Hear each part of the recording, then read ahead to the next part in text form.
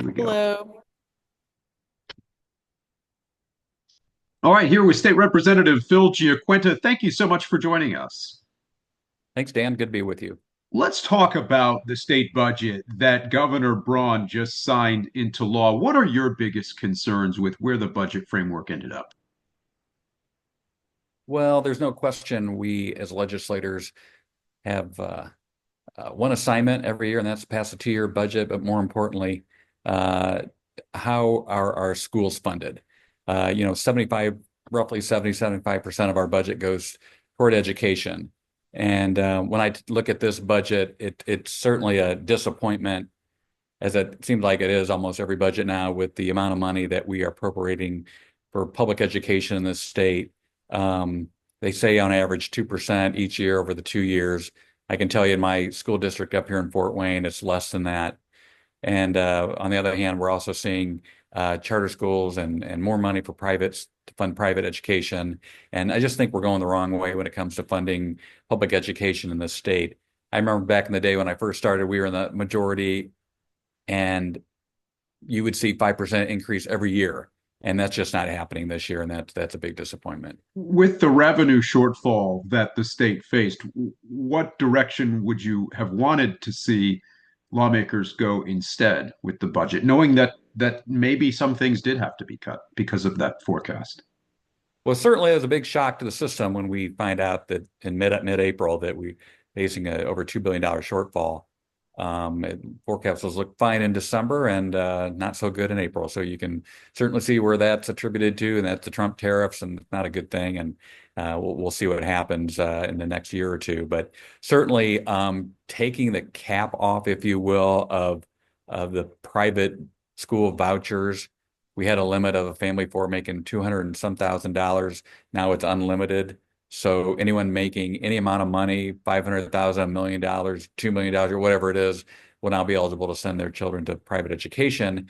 And to me, that's about a $90 million increase, I believe, over the next couple of years. And it's certainly some savings that could have gone toward public education, as I stated earlier. So to me, that's a big mistake. And again, I'm always concerned about cutting back on these type of programs because it really does set us back. I can't think of a better example than healthcare as well. That's something that we finally put a decent amount of money, 200 million plus in the last budget, and to better help our standing with healthcare in the state.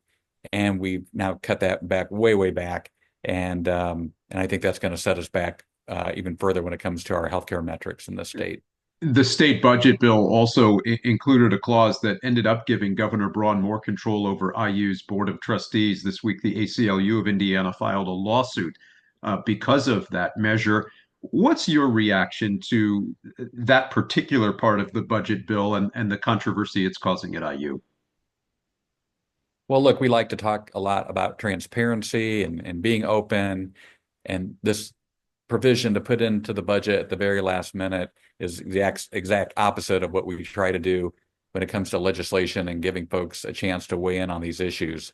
So it didn't go through any type of committee hearing, nothing like that, because we would love to ask some questions as to why are we changing something that's been around, I think, since the 1800s. I saw, the governor has 5 appointments. These 3 of the remaining appointments are elected by the IU alumni.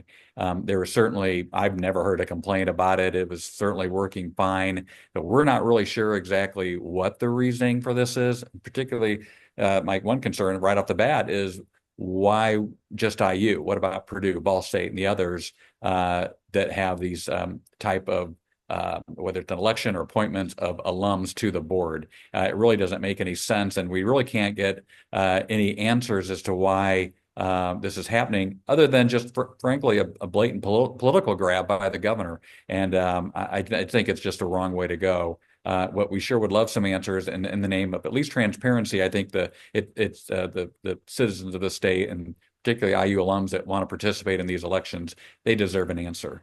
What's your overall assessment of the Braun Beckwith administration's first legislative session? Obviously, the lieutenant governor has faced a lot of controversy for some of his recent remarks about the three-fifths compromise. There have been other controversial comments throughout the session as well.